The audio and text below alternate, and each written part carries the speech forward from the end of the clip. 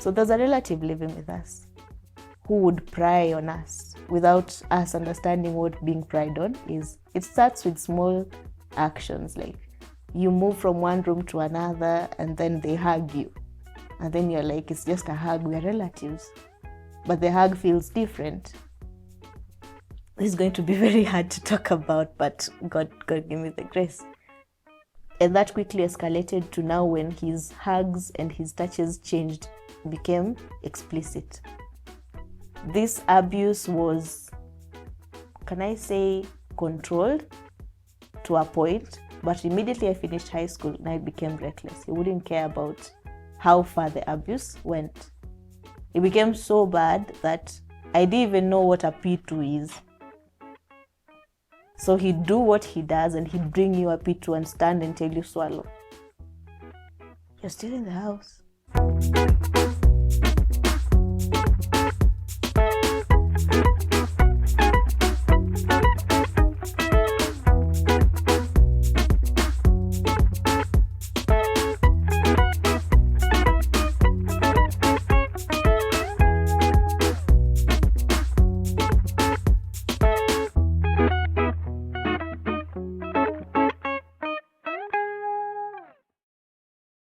I grew up in a dysfunctional home, and that shaped my character and the person that I am. And while I was trying to figure out my footing in life, I was exposed to abuse when I was a teenager. And it broke my self-esteem, it broke my mental state. It changed how I viewed life and how I viewed like the male counterparts in my life. I was born in Eldoret. By the time I came to realizing I'm existing, it was just me and my mom. So I was raised by a single mom until I was around 5 years. And then that's when I got introduced to my stepfather. So now that's when we had a family unit. But what I didn't know because I was young was that my stepfather had other families. He was a polygamous man. And my mother was the second wife. What I didn't know at that age was that I also had other brothers and other sisters that I didn't know anything about. So I was young, my dad is here, my mom is here, so we are a nuclear family. And at that time, tulikuwa tunasoma shule, unafunza baba, mama, mtoto. So I was like, now this is the family, this is it now. But prior to that, it was just me and my mom. I could go to the salon. Like life was just me and her. So I wasn't interested in somebody else invading that circle that we were in. So he comes into our lives and things change, you know, like inside the house, the things I was used to doing because it was just me and my mom, I couldn't do because there is now dad. And now my mom calls me and tells me, this is your dad. And I have questions because when I was growing up, I was always inquisitive, very confident, very forward. That was me, very bubbly. I'm like, daddy amekuanga wapi? And now that I'm older, I understand that was a very difficult situation for her to explain who daddy is and where has daddy been. And I'm young and I'm asking questions. So she brushed it like your dad has been away for a while, but now he's here. So this is dad. And I start now calling him dad. And the first thing I remember was he took my exercise books and he gave me his name now. So I had Agatha Mwende in particular. So now that was my name. So, dad gives me the name. Okay, sawa. So we start living as a family. And then drama just erupts. One day I'm going to school. I meet another woman at the gate. So that's the first wife. She's come to ask stepdad why he's not present in their family and why he's neglecting the other kids. And I'm young and I don't understand what's happening. And my mom tries to shield me from that, but I'm very inquisitive. So when I'm told to go to school, I hide and I listen. And then I start building my ideas in my head. Kwani daddy akona nini, kwani niko na nini. But the idea of brothers and other sisters just like becomes very interesting kwangu. I'm like, siwakuje tuishi pamoja sisi wote. Because I don't understand the dynamics of that setup. So that was around when I was in nursery, going to class 1. So nikafanya mtihani, tukaingia class 1. Tukaingia class 1, I go to a school where my brothers are. Now the children to the first wife. And I don't know I have brothers in that school. But my parents are aware, okay? So I get to school, I'm in class 1. And then one day, mwalimu anakuja kutufukuza school fees. And then ananiita, Agatha, kuja. Enda nyumbani, go tell your dad, alipe school fees, juu hatuwezi fukuza brother yako ako class 8. Awe brother yangu. Because hatuwezi mtoa kwa mtihani. I'm like, do I have a brother? But I get so excited. So I hop onto the bus, I go home, mom, niko na brother. And then I look at my mom's face and how hard it is for her to explain. But I'm just there, I'm eager, like, show me my brother, but I've been living alone for quite a while. And at that time, I have a younger brother now, the son to my stepdad with my mom. You see, now this is where it gets dysfunctional. So my mom tells me, yes, you have brothers, but you're too young. When you grow up, you'll know all of them. But huyo brother wako si wangu, ni wa mama mwingine. I'm like, mama mwingine? There is brothers with other mothers. There is sisters with other mothers. So I don't understand. And I'm always inquisitive. I ask so many questions. Like, I'll tell you when you grow up. I'll tell you when you grow up. We make fun of this at this point. Society tunaongeanga, and she's like, ulikuwa unasumbua na maswali. So now I grow inside the school, and I have siblings inside the school. Mpaka high school. So one day in school, there is lunch break, and I'm determined I want to meet my brother. So I go looking for that particular name, and then I meet him. But he's older, so he knows huu ni mtoto wa ule bibi wa pili. So there is friction. So he treats me coldly, and I'm like, why? I don't understand. So I just let it slide, and I go back home. I give my experiences to my mom, and she's like, kila mtu aishi maisha yake. They don't live here, so I'll explain to you as you grow up. So the question marks just keep piling. So there were 2 brothers in that school. And then there were sisters in like a different school. And then I also had brothers elsewhere that I didn't know. Because I have brothers from my mother's previous marriage. And then now my stepfather has children. So you get how it's very colorful. The term that we use is blended. So it's a blended family. So that's what I mean with dysfunction. But that was just hapo kwa watoto. The dysfunction comes in when now living arrangements change, because he came to live with my mom.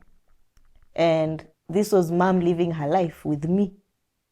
And then there's a brother involved, a baby brother. So we have to move to a different house. So he procures land. They start building a house. They build a house, the same estate his first wife lives, like a stone throw. So tukua tunamuitanga mama mkubwa. So naambiwa mama mkubwa ni pale. It's just like 100 meters from where we were living. And then it just becomes chaotic, because we go to school. The teachers know me as his child, and my academic capability or capacity does not mirror theirs. They were so good in math, and I was horrible. I'm still horrible in math. Like, I'm good in everything else, but I'm really horrible in math. So it became so bad mpaka sometimes uko class, a teacher tells you, wewe haushiki na dadako anashika dada yangu. Dadako alikuanga number 1 na wewe unakuwa. So it just becomes chaotic from the get-go. And then you don't have to ask, because no one will answer you. So kuuliza mom, she doesn't even have the words to kujibu. So you just piece things in your head, in your naive mind, and you're like, okay, so this is how it is. This is how this is. So you start just grouping your own ideas and your own conclusion and your hypothesis, and you're like, so that's it. So I grew up not wanting to ask questions, because there were never answers. And I grew up to understand that whatever I see, I acclimatize. So you've seen that, so you ndo iko. When I was young, my mom was very happy.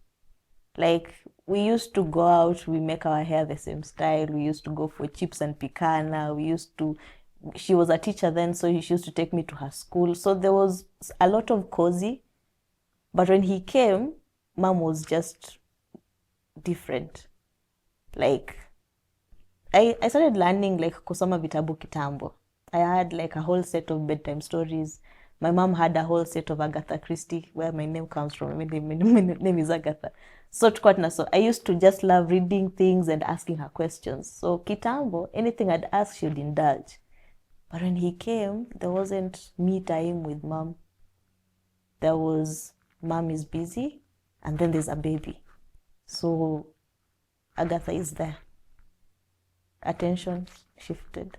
responsibilities changed because it was just me and her, and sometimes a house help or a relative. So I was the center of attraction. Hata nikilia tu kidogo, what has happened? But then when he came, like attention really shift kabisa.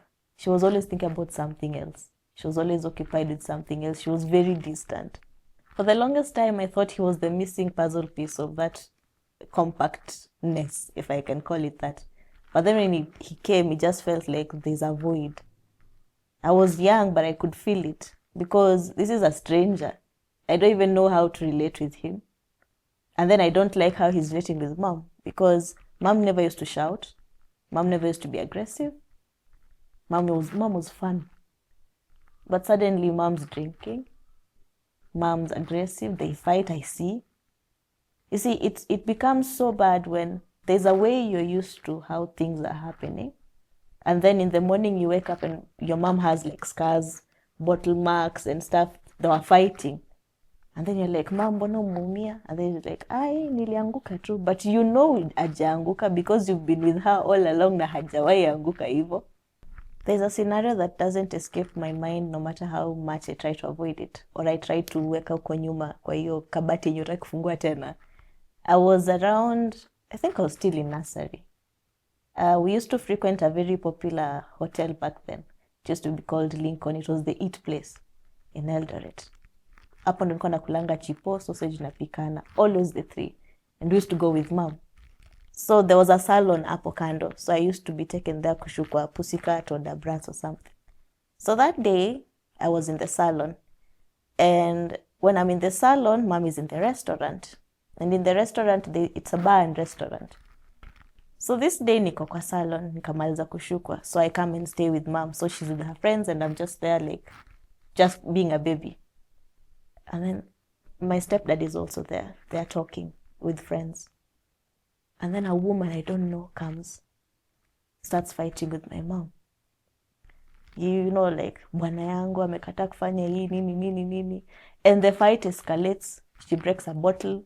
There's fists. There is like, mtu anajaribu kudunga mwingine na chupa. And I'm a kid and I'm like, what is happening? Wacha kuumiza mama yangu. But my mom is not now like, she's not like a coward. So she's also fighting. So I'm like, why are you people fighting? And that's a school night. Okay, tomorrow I'm supposed to be in school. So I see that and I wonder what all this is. My stepdad is there, he's drunk. It becomes just like kupigana tu a bar brawl. So by the time tunatoka hapo, tunaenda kwa nyumba. I'm like, what's happening? I don't even know. I'm tired, I'm sleepy. In the morning, I wake up, natayarishwa kwenda shule. I pass the gate, I see the same woman. That's now the first wife. That was the first time that I pieced it together. So she had come to fight mambo ya neglection and all that. So this man, my stepfather, had that, is it like a pattern? Alikuwa ame-neglect tuko. And we're talking about 5 kids in that initial marriage. And now here there is me and my brother, who's now a baby. So that's a memory that haitokangi. Yeah. I think that's the whole problem walikuanga nayo because there was no way my mother was just the wife. She was the second, and there was a third, and there was a fourth, and there was a first. So there was always going to be a tussle between the pettiest of things. Menua mchele huko, janunua huku. Huyo amelipa school fees, huyo hajalipiwa. And then now the idea that you're raising a child that's not yours and you're neglecting children that are yours. There are times where things would be bad in the first house. Kids would come to the second house, sleep, eat, then go back to that house. And you know, now uko kwa nyumba, we had moved to hii nyumba yenye tumejenga and it was unfinished. It was like ilijengwa na haraka so that tutoke rental where we were with my mom. Growing up, I understood why. Because when he came, he changed the dynamics of how my mom dealt with paying bills and all that. Because he came with a lot of extra expenditures, aka the going out and the drinking. So now rent piled where we used to live. And while we were with my mom, rent never piled. I never even knew there was anything called rent. Okay? So now we had to live there. They got a property, they jengad quickly, tukaingia. So this house was unfinished. Mabati, some places didn't have windows. The compound had like knee-length grass. It was swampy. It was so scary. And that part of Eldoret wasn't really developed. So it was swampy and foresty. But that was now home. Okay, there was no electricity. And the same scenario was in the first family. The pattern of non-finished projects. Start this. Fika katikati, osha mkono. Start this. Osha mkono. Start this. Unfortunately, that's a pattern till now that I can piece together on what he does. So now there are times uko juu kungekosa chakula or something. So the kids come huku chini. So we eat as a family. We even sleep together. Asubuhi wanaenda shule. And I'm going to school, but we are not talking. There is a silent rule that we're not supposed to talk together or to talk to each other. Like no one tells you don't talk to him, but you can't talk to him. A silent rule. No one has given you the rule, but it exists. So we are just like, tuko na animosity yenye hatujui ni nini, but we are kids. And you don't want to offend your parent, and they don't want to offend their parent. So we're just like, in retrospect right now, while I was growing up now, me and mom, there was structure. There was a formula of how things were done. And then now when we came to this now new set of living, there was no formula. There was no ikifika saa 10 mtoto anakula mkate. There was no ikifika saa 6 tunafanya homework. There was no structure. We were just there. Anything goes, anything happens. There was no bedtime. There was no meal time. There was no family time, bonding time, talking time. There was nothing. It was just anything comes, anything goes. Like, this is what we are dealing with right now. We tackle it, we move ahead. So there was a stark, contrast with the kind of life I was accustomed to living. And then now you're living, you don't even know if you're living. You're just existing. Because now everything has changed and you're not expected to ask about it. You're just expected to understand. And this is where I had a very big problem because I was a baby. Why was I supposed to understand? At which mental capacity did I have to understand? But yet I was expected to understand. So it stopped me from being a child. Immediately that happened, immediately I got exposed to a different family, different set of brothers and sisters. I stopped being a child. I became an adult in my head. I didn't have time for childish games. I didn't have time for Kalongo. I didn't have time. In fact, I played Kalongo when we were still in the rental. When we came to this other side, I didn't have time for Kalongo. There was baby number 1, my brother. Then there was baby number 2, my sister. So it shifted to being a baby to now being in charge of your siblings and being in charge of everything in the house now. Like, if anything happens, ask Agatha. Agatha najua, mtoto amefanya, mtoto. So I'm not a kid anymore. So while we were living in that new home, I'm exposed to different brothers and sisters, but we don't live together. They are a stone throw away. I get introduced to another set of relatives that are my brothers, children from my mother's previous marriage. And now I'm excited because tuko wengi. You know, now you go to school and people who are bragging to you, mi niko na brother moja, mi niko na sister moja, you're like, ngoja kwanza, let me count for you. Niko na huyu. I can use all my fingers to explain my brothers and my sisters. So in our home, there were always different people living with us. My mom is very charitable. I think the word is philanthropic. I'm big on words. So there were always people living with us. People from reserve, when yakuja kukaa, mom helps them from one aspect to another. So they're always relatives in one way or another. And even strangers. She was a teacher. So sometimes there was kids in school who couldn't maneuver well from their homes, angewaleta kwetu. Remember, this is a home that doesn't have a structure because we are basically struggling to survive. So when I was in class 3, I was at home, I think, for fees. I was taking care of my siblings, my small sister and my small brother. Mom had gone to work. Dad had gone to work. Dad was also a teacher in tertiary level. Then I hear a knock on the door. I open. I see a boy in school uniform. It's like, I'm looking for Irene. Irene's my mom. I'm like, Irene, ameenda kazi, mtakaje? Ati nilikuwa namtafuta tu. So he goes. Mom comes back. I'm like, Mom, there was somebody here looking for you. Description. I was very good at giving details. Come Navy. So Mom immediately knows who that is, but doesn't tell me.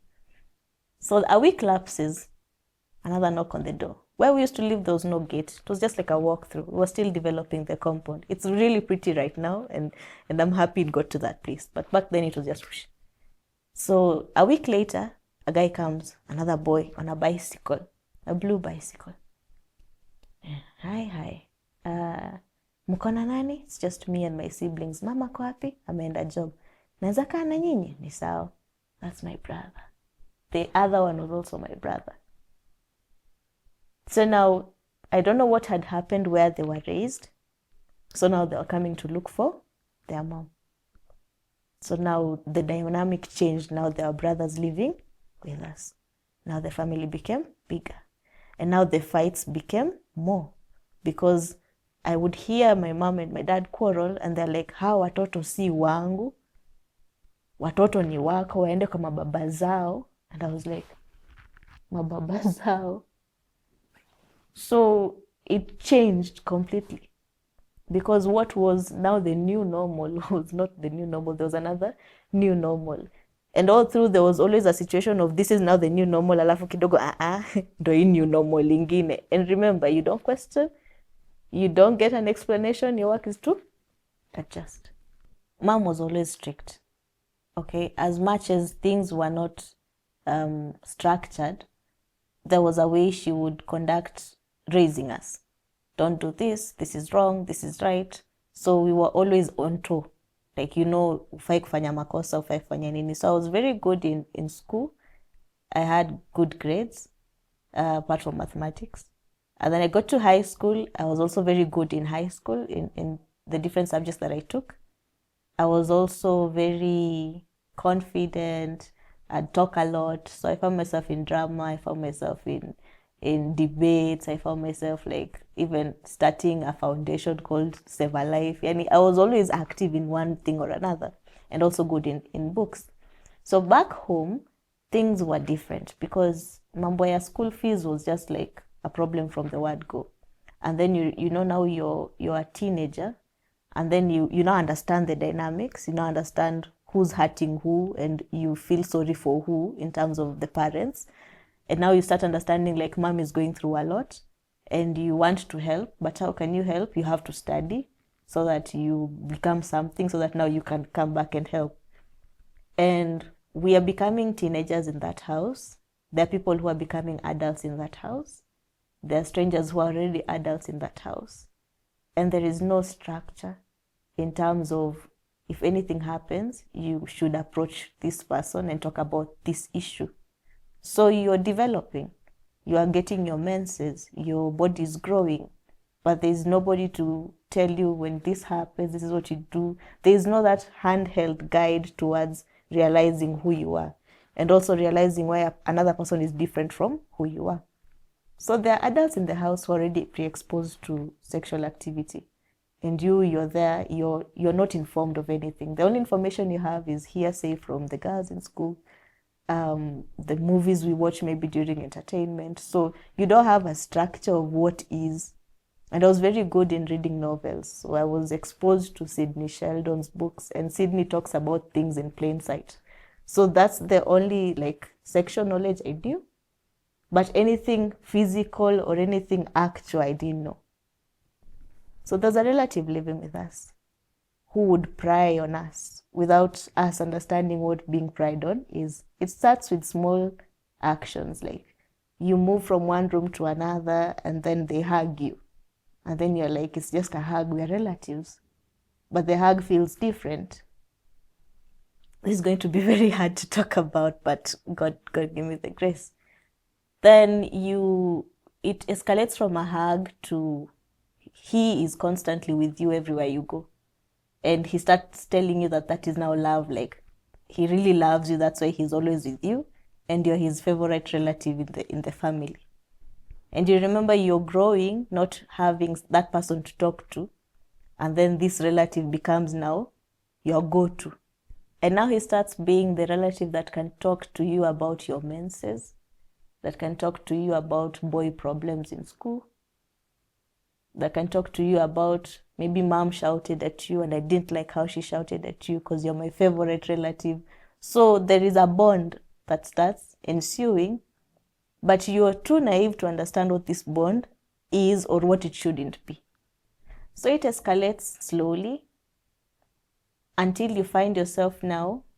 At that point, there used to be these devices that you could put a disc and you can watch a movie.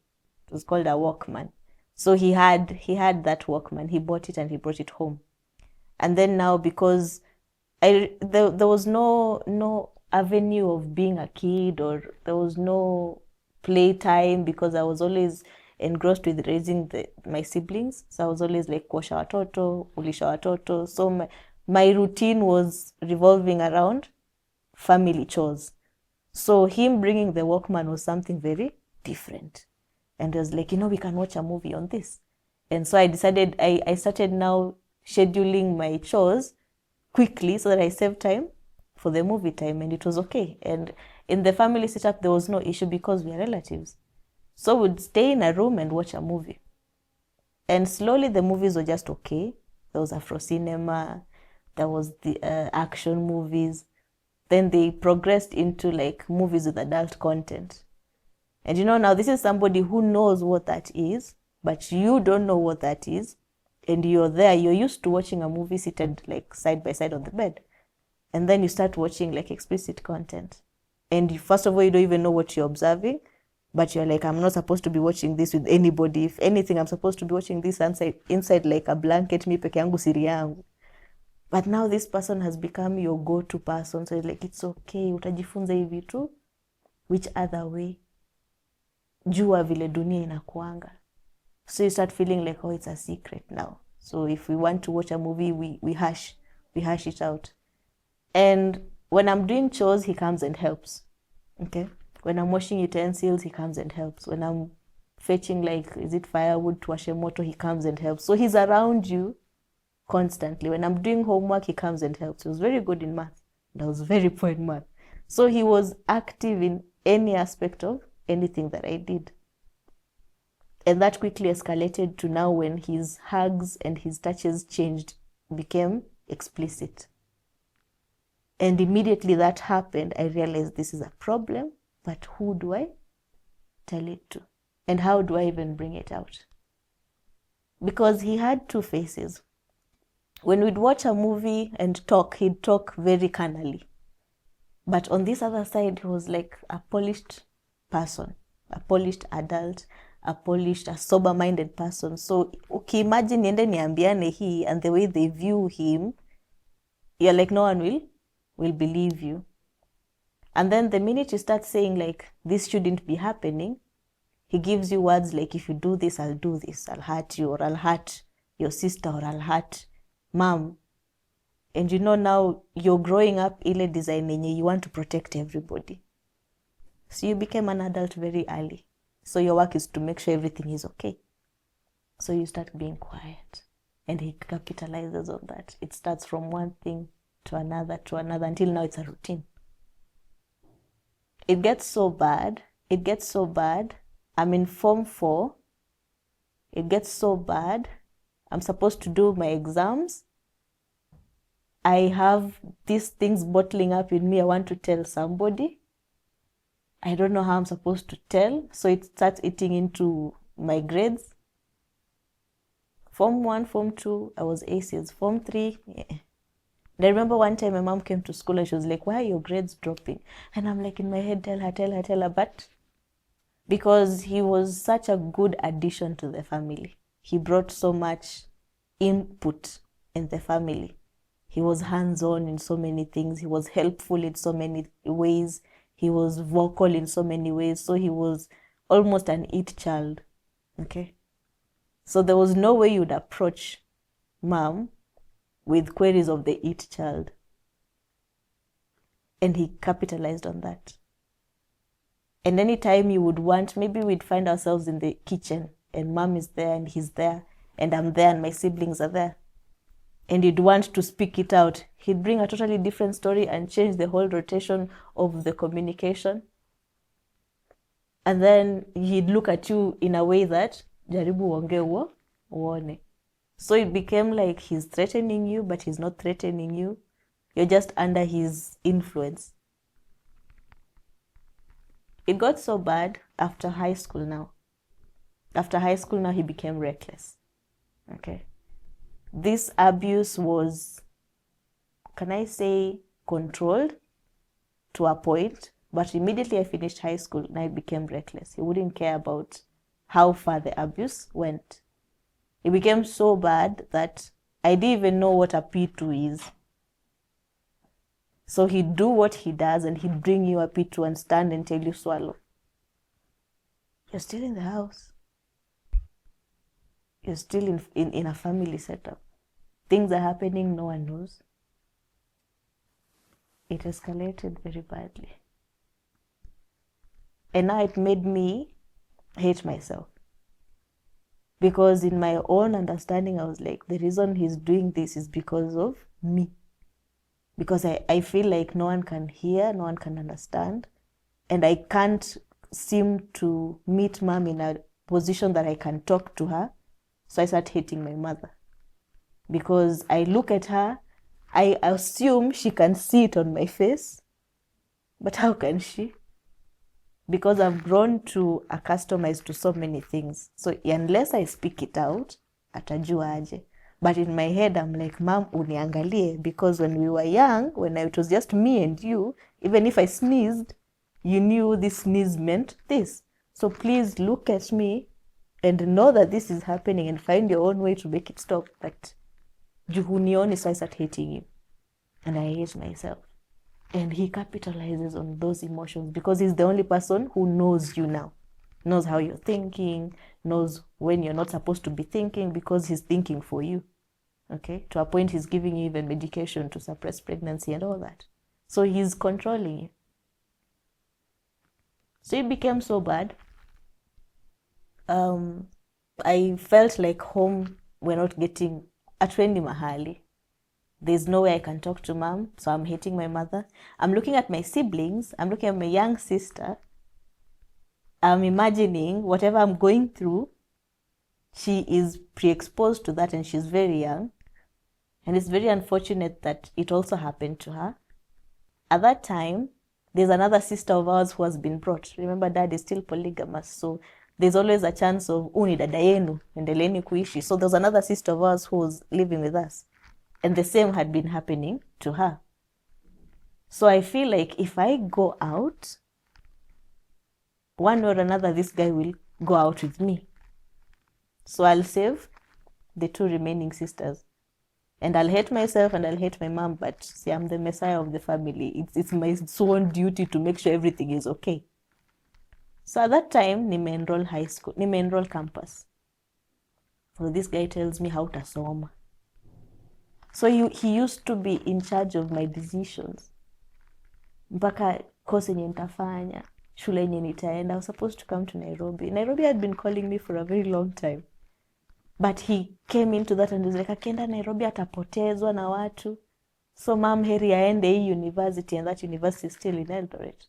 And because he's genuinely a relative and he's giving constructive advice, mom is like, by the way, she can go to University of Eldoret. And I'm there like, please say no, allow me go to Nairobi, nenda nipotee Nairobi. It's better than what's happening here. So I go to school. Mom takes me to school. At that time, niko na kaduda. He used to control me with texts.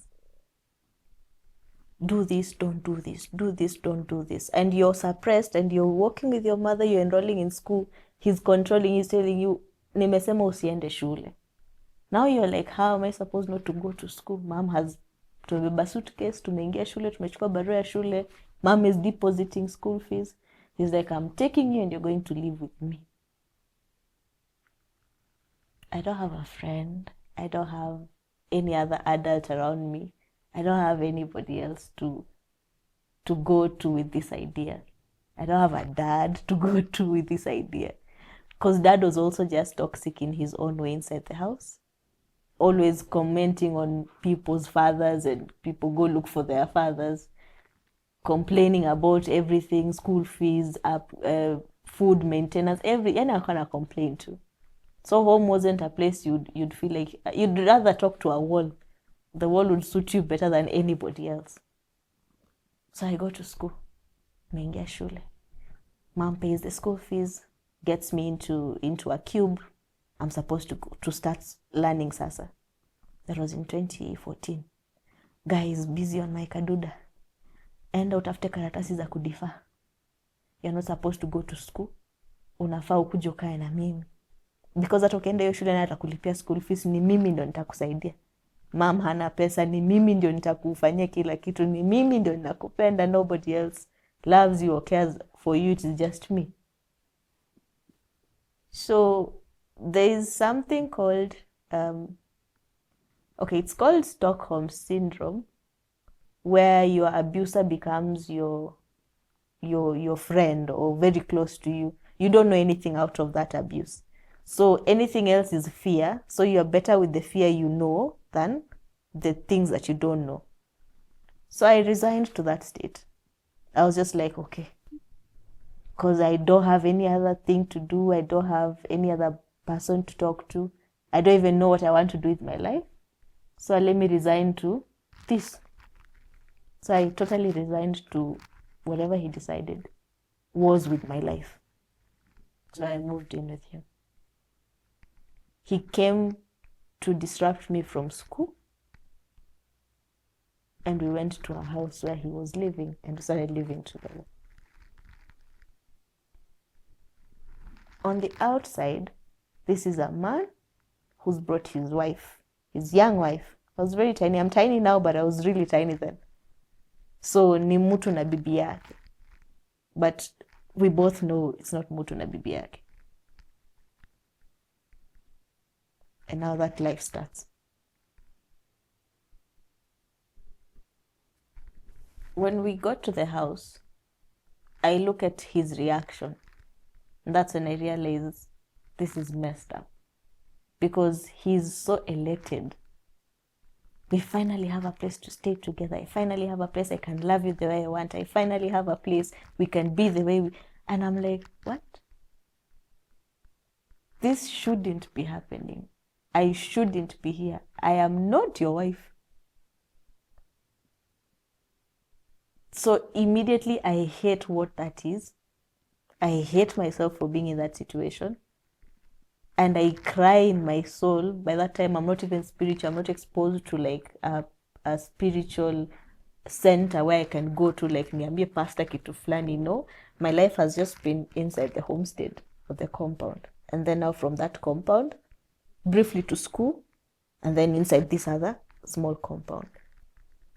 So I know everything that's happening is wrong, but I feel like I have nobody apart from this body. So my mind just gives up. And I'm like, if I die, I die. So I'm just living and I'm waiting for an eventuality that would take me out of that. Because I don't know even how I can get myself out of that. And he controls my entire everything. He becomes now aggressive because he wants his way. Okay. He becomes commanding. He becomes overbearing. He now wants you to be a wife. And I've been a sibling for the longest time back home. I've been a daughter. And then now, nakuwa wife, how am I even supposed to know what a wife is? So he wants me to cook for him. He wants me to prepare his water. Okay. He wants me to make his clothes. He wants me to wipe his shoes. These are things I used to do back home for my stepfather, for everybody in the house. So he wants it to be personalized care now for him. And I was a very hard worker back home. So he emphasized that, you see the way you used to work. You see the way you used to polish these shoes. You see the way you used to do this, do that. And it's now for me. So anything I do that isn't to his satisfaction, there is a reprimand for that. So the aggression starts. The insult starts. And then himself, he's going through so much of his own turmoil that makes him do the things he does. And I look so much like my mother. So he starts like insulting and cursing me, unafanana sana kama. So it bothers him that he does those things to me, yet I look like my mother. And I realize this person has like, is it a mental issue? There's something totally wrong with his fixations and his ideas. And so I give up completely. During that period, I contemplate suicide. I try suicide. I fail. I tried suicide, I think, 3 times. There was a time where we used to live, there was a highway. There was a time we were quarreling and I was like, I want to go back home. I believe no matter what I've done, mom will still accept me. Mom is mom. Because in my head, mom is mom ule tulipanga, thick as thieves. And I capitalize on that, like you think mom will accept you after she knows the things you've been doing. So he controls your mind. He tells you, you think mom will be happy with you knowing the things you've been doing. And now you're an adult, okay? It started when you were in high school, but now you have kitambulisho, and he capitalizes on that. You think you're a child, says when you're adult, you have sober mind, you know what you're doing. And you're like, I'm an adult on ID, but honestly, I am not in control of these things. These are not my choices. So we quarrel, we fight, he bashes me on the wall, I find my way out of the door. So I run to the highway, and my head tells me if I get to the highway, if a car runs me down, that would be a better eventuality. So I don't think I go straight into the highway. And that highway frequents like long haul trucks and those big magari. And this one screeches. I hear this. I'm on the highway and this vehicle screeches. Beep! And I'm crying and I don't even know what I'm doing. And this man comes from the trailer. Msichana nini bana wewe? Unafanya nini kwa barabara? So I just cry. Guy comes from the house running. Asante sana kwa ako tu na shida. Asante sana, ni bibi yangu. So he controls the scenario, and I'm looking at the man the same way I used to look at mom, like wishing waisome hapa kwa kichwa and just deliver me without me having to explain, because it was so difficult for me to even put words on what has been going on. And he takes me back to the house. He was, now that I'm learned, and I've heard so many stories of this, and I know what that is. He was a master manipulator. He'd control your thinking, your emotions, everything. He'd control you. So he gets to the house, he starts apologizing, I don't know for what. Starts telling me, if you want to go home, I'll be the one who'll take you home. I'll be the one who'll come clean with all these things. I'll be the one who'll explain how this happened. I'll be the one who'll do this. But I get out. I do. I get out in my way. I call my mom. We meet in town. I sit my mom down and I want to tell her everything, and mom just tells me, shh, let's go home. And mom takes me home. During the 10 years I was staying with him, mom was always trying to get to me, okay? Through a message. How are you doing? Where are you? You're not in school. I've been going to school. You're not in school. Remember, I have a kaduda. This guy controls those messages. If mom sends a message, he deletes. So I don't know mom is looking for me. So it is up to me to piece, maybe when I'm in town, at that time I was working.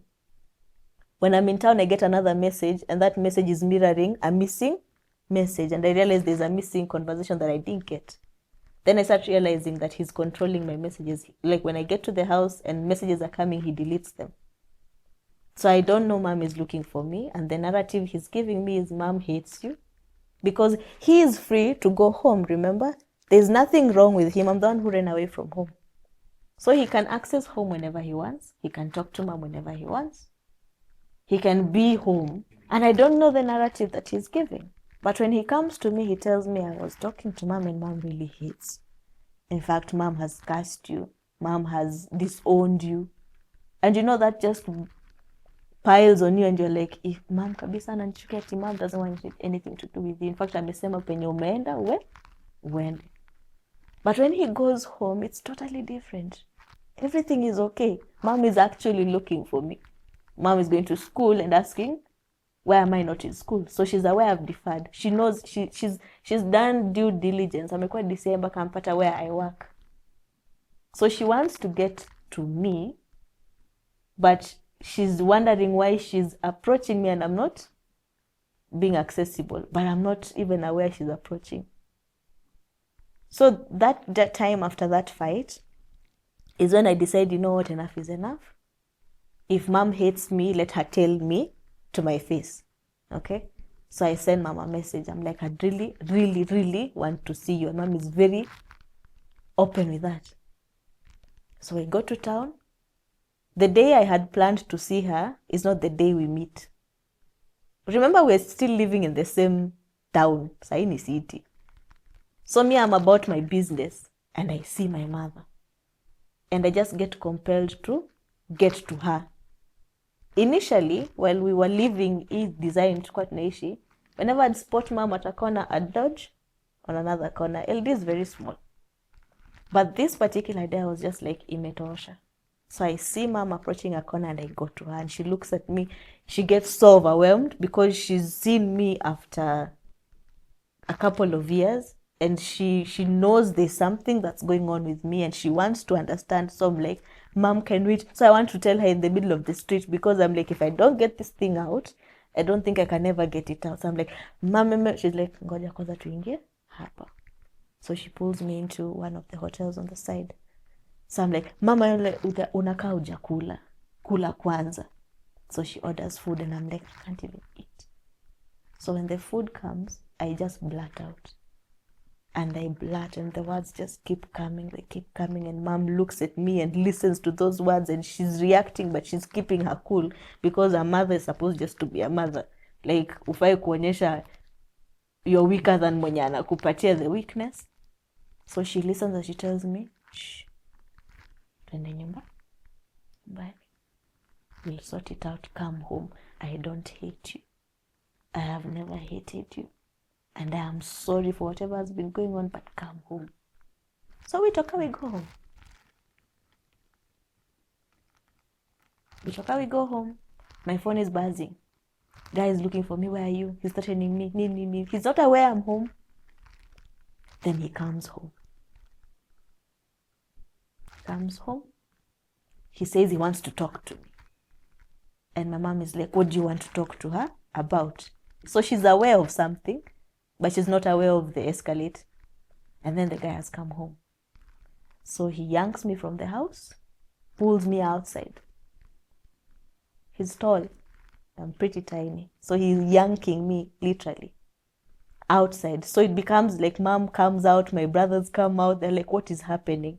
So he starts beating me outside. So mom counters that. The fight stops. Then tukaingia kwa nyumba. Mom is like, what is happening here? Guy splits and tells a different account of the story. That's when I realize he has a problem. It comes like a shock. I've been struggling to build my life. Agatha stopped going to school, started coming to stay with me. So it becomes he's a victim now. He even tells mom in front of me and everybody that he's been dating someone else and I've refused to leave their house because I've refused to go back home because I'm rebellious. Nilitoroka nyumbani. And in my head I'm like, nigga, what are you saying? So of course mom knows the truth because I told her the truth in utmost sincerity and breaking down like this is it. So she knows what's been happening and she realizes the person giving this narrative. Anyway, that ends. And I go back to school. So mom tells me that no one should take you away from here and what happened to you shouldn't happen to you again. And she tells me, like, this is your home, and whatever he did, we will deal with it. But be home, go back to your studies, concentrate on yourself. So he becomes the outsider who's now an enemy. And he cuts ties with the family and he lives his own life. So as an adult right now, in retrospect, I really understand that it was a very difficult situation for her to just handle what information I had given her. But looking back right now, she handled it very well, to the point that I went back to school. I lived home freely. I got the love that I required back home. Things at home were working better because at that period now, Dad was incognito. So it was just now me and Mom, the way we used to be, plus our siblings. And things have always been better when it was just Mom controlling scenarios. Apart from, like, without Dad being there, Mom used to know how to navigate things to a sort of routine, a sort of structure. So things were okay. Okay, from what happened and what sadly normally happens, there is an under the carpet kind of scenario. Okay, this happened, let's control it. Let's not allow it to get out because of how it will seem from the outside looking in. So it's normally hush hush. And from the stories I've heard, there's no redress because people feel like, how will I expose a family member to the legal system? Nitakuwa naleta aibu back to the family. So in families that seek redress, kudos to them. Like wapigio makofi, because a person in their right mind doing a wrong thing should be subjected to the rule of law. The family is also like a judging, can I say, family is the first court. Okay, so if there's a problem, the family can find a way of solving it. But if this problem is bigger than the family, there are avenues to seek justice. And a lot of the people who get abused, they don't get that justice, especially if it comes from the family. For my case, the handling was not as I had hoped it would be, because in my state of mind, I was like, this person should be punished for the actions that he did, because these actions led to this, and they led to this, and they led to this, and they made me this. So there has to be a punishment. But that punishment was different, okay? At that point, I didn't understand what that was, and I wanted, like, achukuliwa ekwe pingu, apelekwe behind bars, and then I see him behind the grills, and I'm like, he's far away. But what happens in most of the African families is you talk it out, chief akuje, story imaliziwe hapo, and that is even if it gets to the chief. Most of the victims, first of all, hawaaminiwangi. You see, now for me, I gave the story and there was acknowledgement of my accounts, my recollection of the accounts. But for some people, it's not that good. It's not that effective. You tell a story like, where ati uongo zako. Because for others, the relative complex, your relative ni nani, okay? For others, it's a father, it's a brother, it's an uncle. So the severity of who the relative is culminates to how deep the story will be. Chimbwad, funikwe hapo. As the years progressed, there was attempts of a dialogue, but it found me very bitter and very not ready for discussing it, because I felt like I hadn't given the full account, and I felt like unless I give the full account is when we can talk about closure. But there were attempts, and some of those attempts I was party to.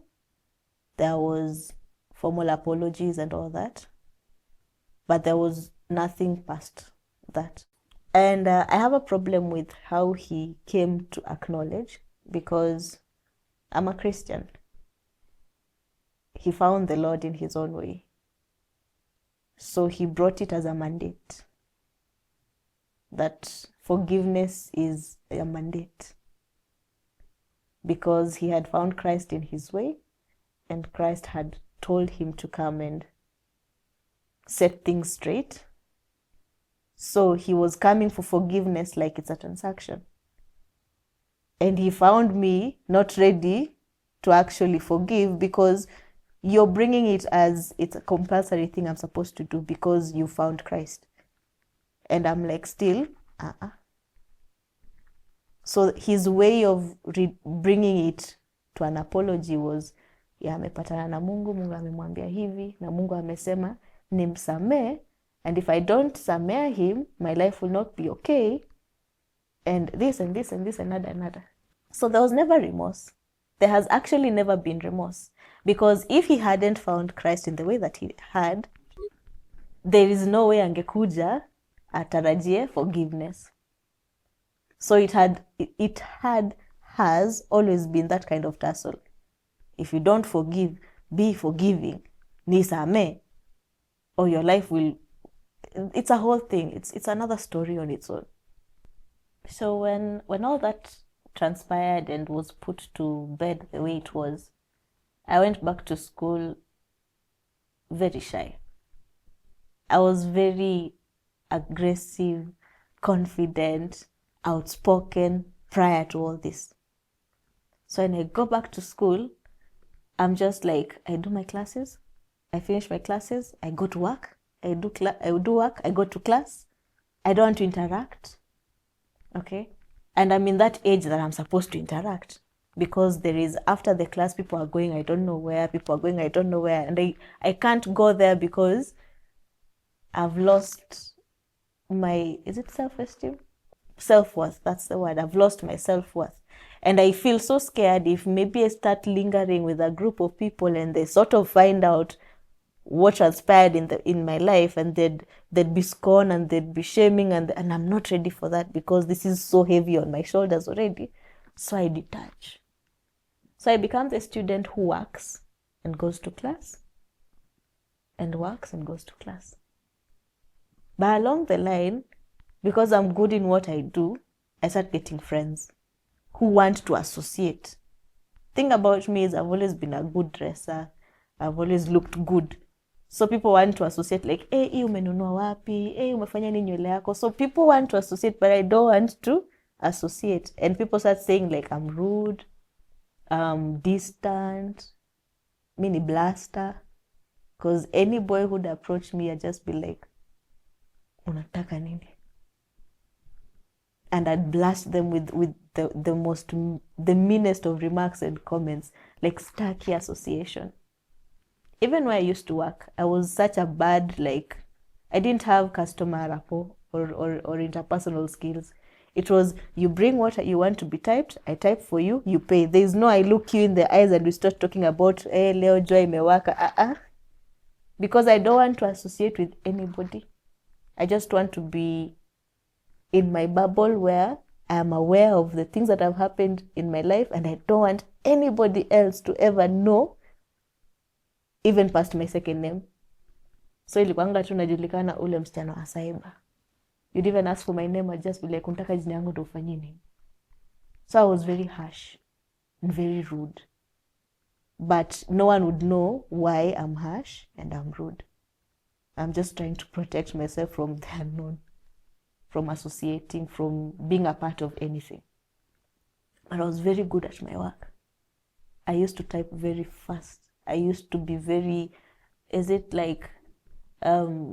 very keen on details, matters ensuing the computer, printing, and I was very good at my work. So of course people started knowing, kuna msichana wa cyber mwenye anafanyanga hii na hii. So people started now coming. There was always customers being referred. And I hated that, because I was like, watu wanaanza kunijua. And watu wakianza kunijua, LD is a small town. People will know me in a different light. And I was like, I don't want.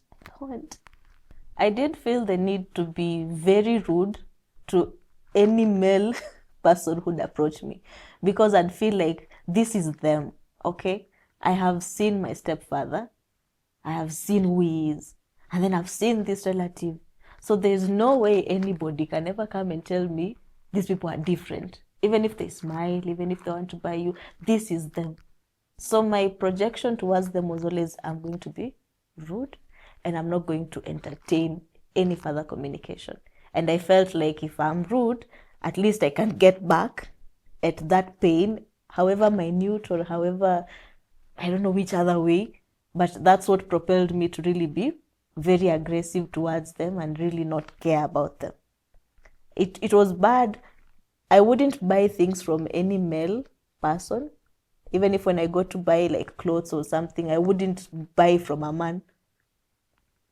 If I'd panda a matatu and the man is asking me for fare, yani everything used to piss me off about men. Everything. These people are innocent. They're just going about their lives, but I hated every man I would come across from in any way. And the customers who used to come to the cyber would notice, and they'd even tell my boss, like, oh, msichana si friendly.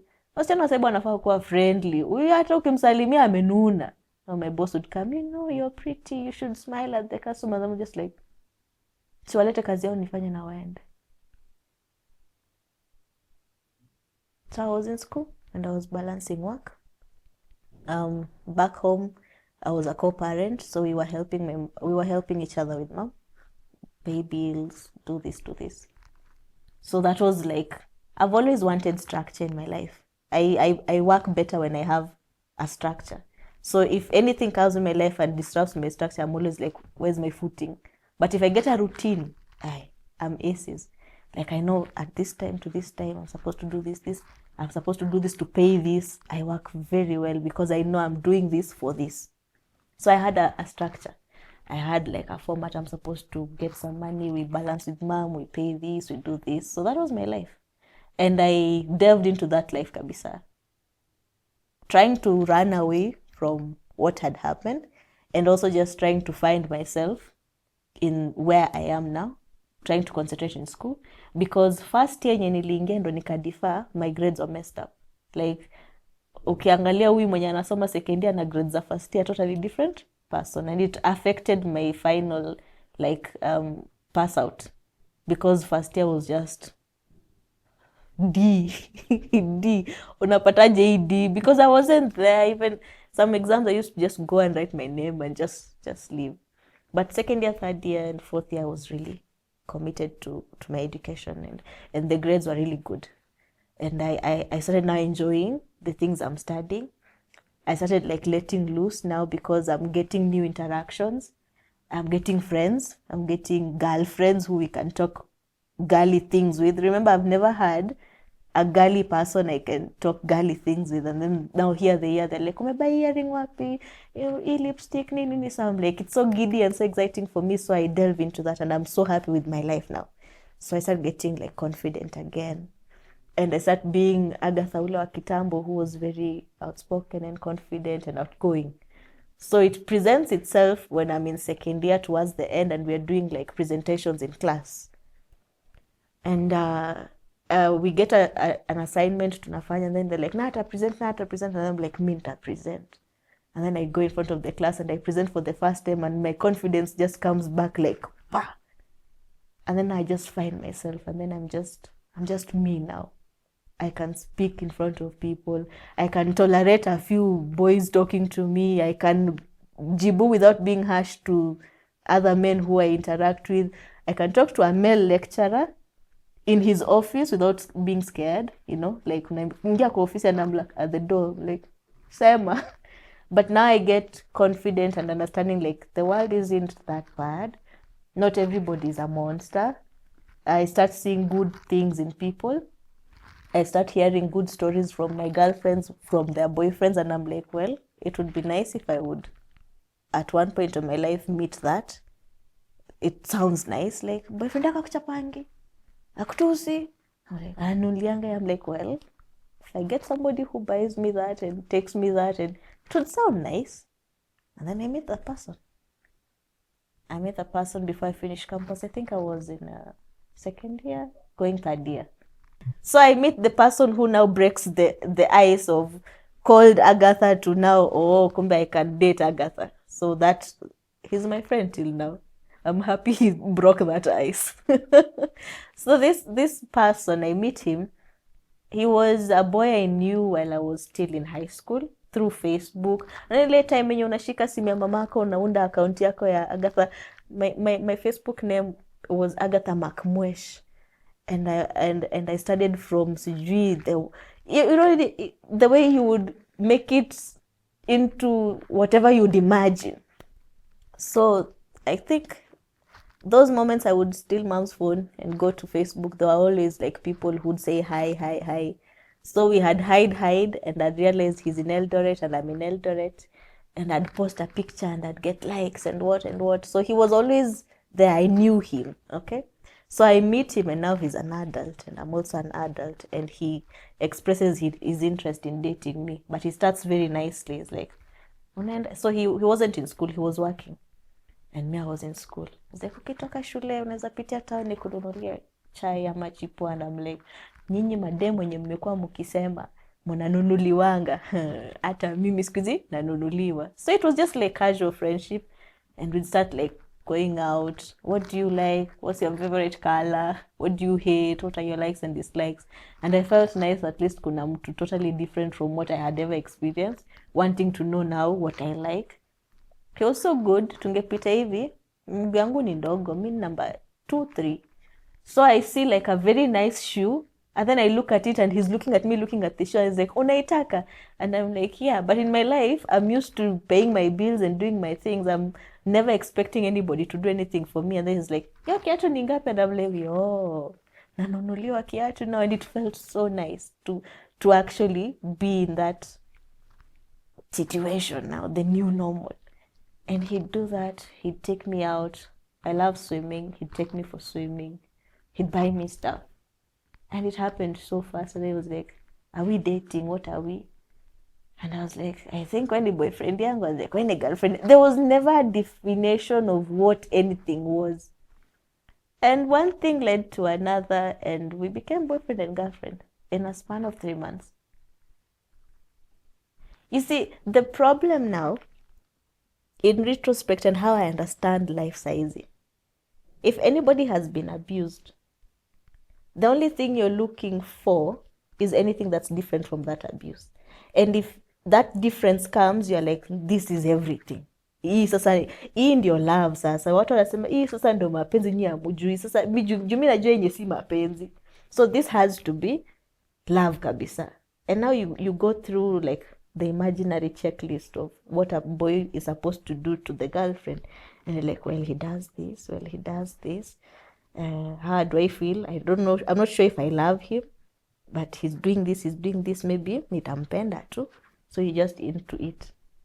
And before long, you're pregnant. Yeah, that was me.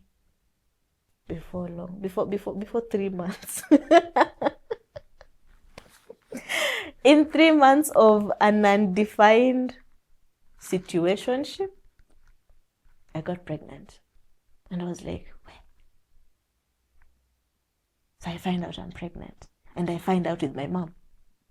Yeah. At that time, me and mom now are thick as thieves. The way we were destined to be from the get-go. Sasa hii tuko besties. So like, mom, kitchen inaniuma, tumbo inaniuma nini, let's go to the hospital, we go. Tupime nini, I don't know, mi nasikia tu hivi nini vipima. The test comes. I look at my mom, she's looking at me, the doctor is looking at us. I'm like, what's happening? I was like, are you aware you're pregnant? I'm like, I could be. I was like, what has been happening? Are you? I'm like, I've been seeing a boy. I've been seeing someone. So, of course, I'm 20, what now? 21. I'm like, I'm pregnant. I'm in school. He's working. But ni hustler. See at he defined work, paycheck. So what is this? So we go back home. Mom sits me down. Tries to bring the discussion. I'm like, I'm not even ready because mi mwenyewe hata sijui what's happening. So she shuts the conversation and she just buys me fruits. Like she tells me, unajua unafaa kwanza kukula vizuri. You know now you're not eating for yourself. There is a baby growing in you. And I'm like, yes, mom, sawa. So a week lapses from when I realize I'm pregnant. And I'm working now. I'm working in a campaign team. Okay? And he was working in a warehouse then. But he's trying. Like, he's a good guy. So he knows I'm pregnant. So he works. He takes a leave from work. He comes home because I'm sick. I've just realized I'm pregnant, so the body is a bit under the weather. So he comes home, beba paper bag. Imeja everything and anything. Nonangele, you go to the supermarket, you don't know what to buy. But your girlfriend is pregnant and you're like, I think atahitaji hii. So there was less a mambo jumbo of everything. Kulikuwa na yogurt, 3 different flavors. But the thought really counted, because I was like, sijiski kuoga na hii sabuni, he brought 3 different soaps. Sijui nataka kukunywa yogurt gani, he brought 3 different yogurt flavors. There was mafuta ya kujipaka, there was everything. There was even, I think, baby wipes. Ndo nilikuwa tu nimejua niko na ball na ameleta baby wipes. Like, you could tell amefika super and he doesn't know what to do, but he knows he should do something. So he comes home, he gives me the shopping. He's like, I know we are not defined. I know this is not what we expected, but I'm never going to abandon my responsibility. I know you don't even love me. Like, easy love. I'm the one who loves you, but wewe bado huja nipenda. But if this can work to something solid, I'm willing. I mean, I was just oblivious. I was like, ni sawa, because I don't know if love is supposed to feel any. I don't know, like, nikifili love ndo nitajua hoi ni love. Because he was totally unexpected. How he's responding, how he's reacting was totally unexpected. And I felt like, hey, hapa, if I customize myself to love him, I think nimepata bwana, tutajenga nyumba, tutaishi pamoja, tutalea watoto. I was just like, so ni sawa. And he was really caring, kabisa. This guy was working like a blue collar type of hustle.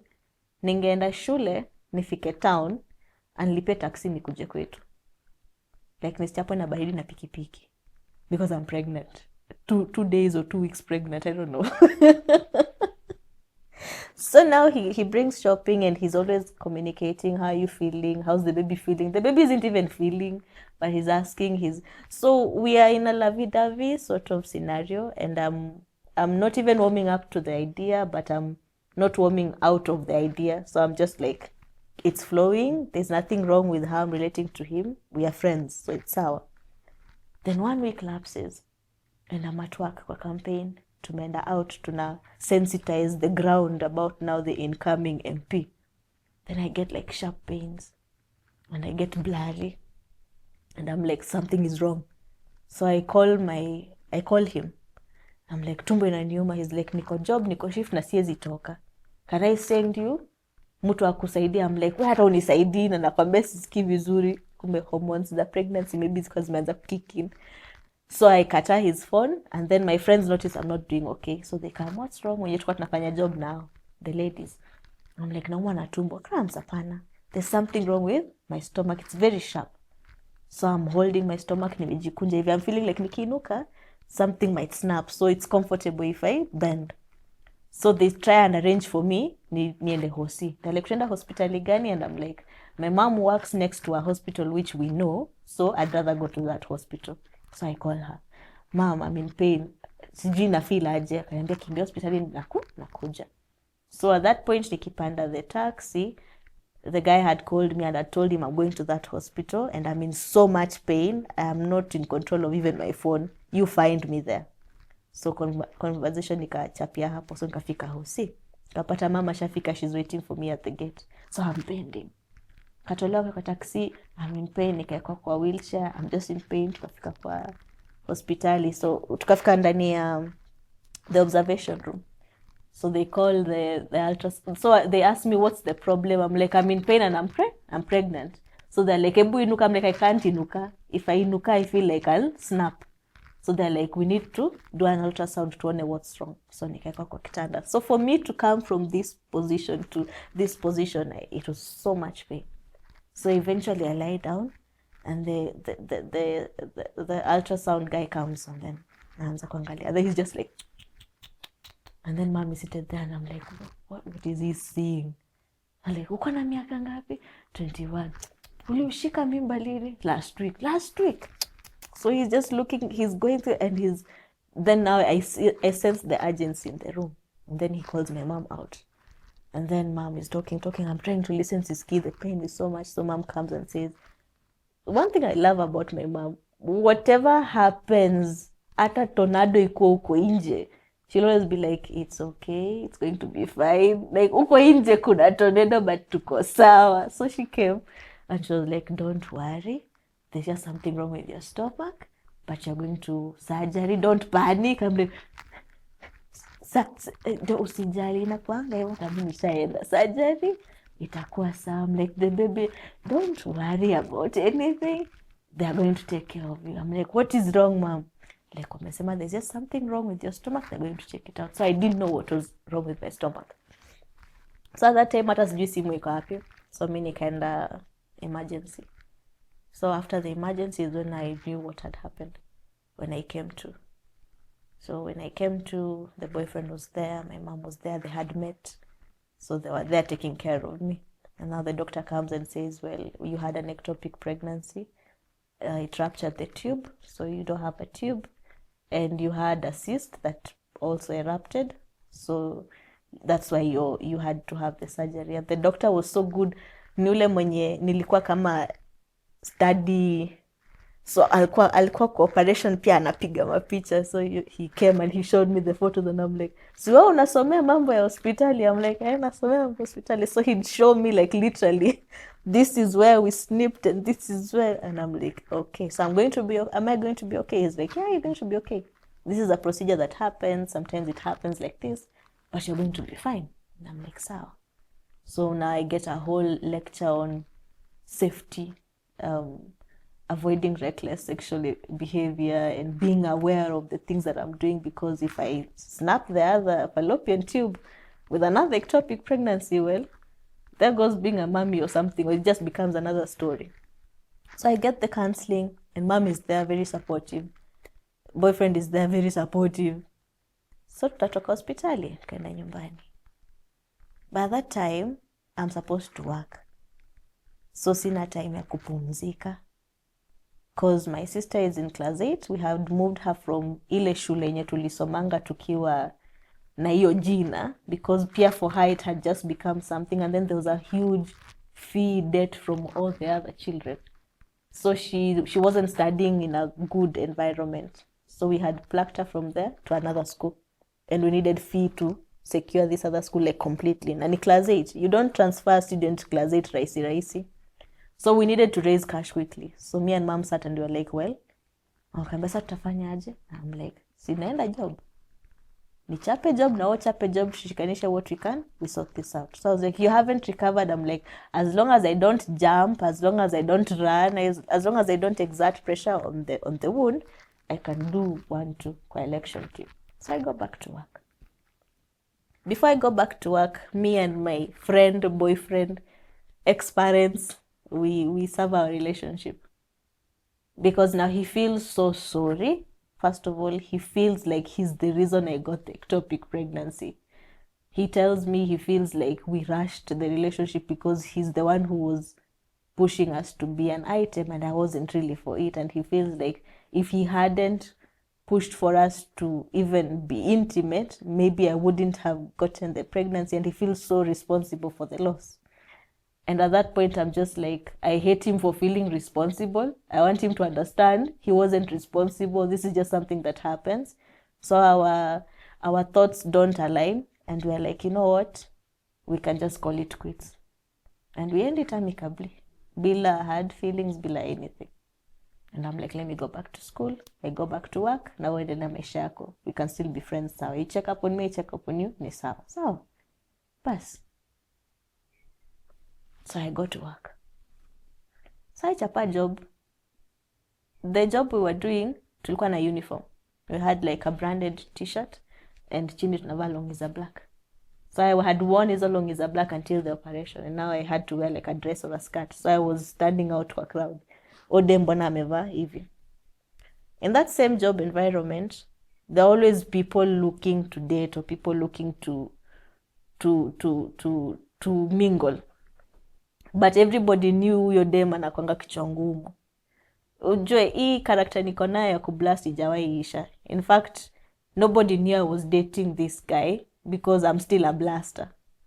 So everybody had tried to like approach me, indulge me in a conversation. I'd always be like, I'm dating na when I date atako army. Yani I just say something absurd to push people off, like mi na date mtu ako army, usinilete ujinga, utalipuliwa wewe. Yani as long as I don't get any extra interaction.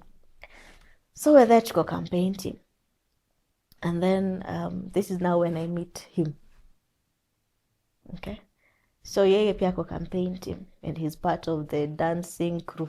Au kuhype team tukienda kutafuta votes. Na si tuko kwa team iko inaitwanga Warembo na Mishra. Sisi wenye sasa our work is just to look good and to help mheshimiwa give like maziwa, mafuta to the constituents and take a nice photo and tell wamama about Mishra and tell youths about Mishra. It was a whole job description and there was a salary there, and see me, I was looking for a salary. So now we meet. How do we meet? One of the days ya hiyo campaigns, logistics team ikakuwa na issue. Sijui mafuta, pesa ya mafuta ikupeanwa, so malori za kubeba watu haziko na mafuta, so hiyo siku hatuendi. But tusha report job. It was a proper job yenye ukifika you're supposed to report by a particular time and to clock out at a particular time. Failure to that, utapata dues zako. So juu logistics haifanyi, hatuwezi toka mpaka tungoje 5 ifike ama 6 ndo tuende. So we're just lazing around in the compound. We are being fed. So ni kukula tu na watu piga tu story. So me, I'm there with the girls still. I'm just lying. Kwanza nilikuwa nimelala kwa nyasi because of the scar. Sometimes I feel pain nini, so nimelala chini. And then now there are these boys on this side. They are very rowdy, kelele to dancers. So kidogo this guy comes and says, my friends over there have dared me to do something. I'm like, wananidare ni kudansi. Now if you like my dance, you can give me a hug as a reward. I'm like, okay. Si tumeboeka. Kuna kitu interesting ilikuwa inafanyika kwa ground. I'm like, okay, something to spice up the mood or whatever. So my girls are like, wanataka kukudansia. I'm like, ndo nasikia wanataka kunidansia. They're like, mwende chukua kiti, kaa hapo udansiwe. So one even grabs a chair na naniekea hapo, mwende kaa hapo udansiwe. So it becomes like a thing. So this guy comes, he asks me, do you have a song on your phone you'd like to dance? I'm like, I don't know, you're the dancer. So akachukua simu yake akatafuta, he got a song Breathless, akaweka. Akachapa contemporary. Akadance song yote. Na 3 minutes ama 4 minutes collapse. Kamaliza. And I was like, have you liked the dance? I'm like, sawa. I was supposed to hug you. Aya, hug moja. Basi akaenda. Hapo ndo ilianza.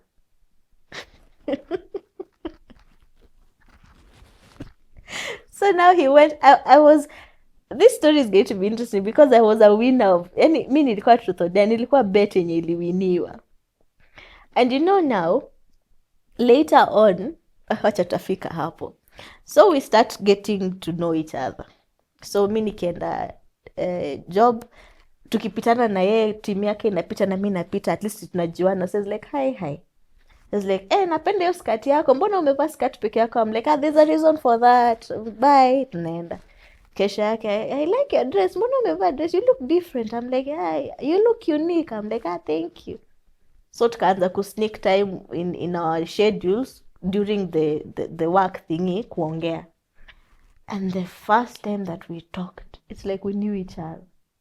Una conversation yenye na flow baka unajiuliza, wewe kwani unajua hiyo? Wewe pia unapenda hiyo? And it was something completely different. Remember the previous boyfriend, hatukuwa na vitu zina align. He was of a different mindset and all that, and I was from a different mindset. So now I meet somebody who, if I crack a joke, he knows the joke. If he talks about a cartoon, I know the cartoon. If he talks about this, I know about that. And now we have things that one conversation can lead to another and another. So talking to him became very interesting. Became something I would look forward to nikienda job. So nikienda job, na pia nikifika tu hivi nimeclock, pia nangoja ni clock. So that we continue conversation penye ilikuwa. And we become like thick as thieves. We become mabro na masis. Hakuna relationship, hakuna friendship, we're just like in tune. Tukianza kuongea, tunaongea. Tukianza kucrack jokes, crack jokes.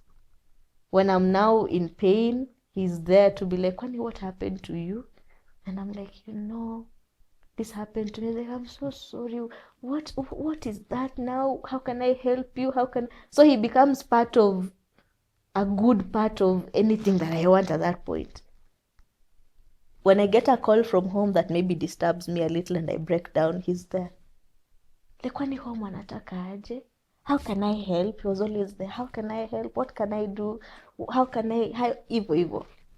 So akawatu ule mse mwenye ukienda job ni yeye unatafuta. Unaanga ule work buddy. Asipokuwa job haiendi. Na for him I was also that, because he also opened up to a lot of his issues and he found that I could listen and we could talk about it. So when I started talking with him, I realized that he had like self-esteem issues.